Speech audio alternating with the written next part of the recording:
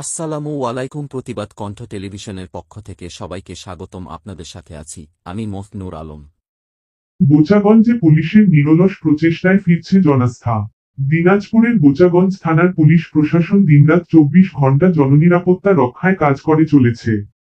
থানার officer in-charge OC Zahid Hasan সরকারের নেতৃত্বে পুলিশ বাহিনী চুরি, ছিনতাই, পলাতক আসামি শনাক্ত ও গ্রেফতার সহ বিভিন্ন অপরাধ দমনে উল্লেখযোগ্য ভূমিকা রাখছে।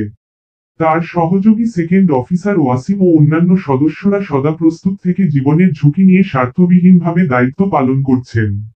ডিজিটাল যুগে সাধারণ মানুষ যেমন প্রযুক্তির সহায়তায় অপরাধীদের চিহ্নিত করতে পারছে, তেমনি পুলিশও আধুনিক প্রযুক্তি ব্যবহার করে দোষীদের আইনের আওতায় আনছে।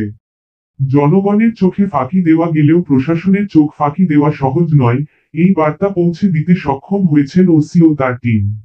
সাধারণ মানুষের পাশে থেকে আইন শৃঙ্খলা রক্ষায় সচেষ্ট এই বাহিনী আগামী দিনেও একইভাবে দায়িত্ব পালন করে যাবে বলে অঙ্গীকার করেছে।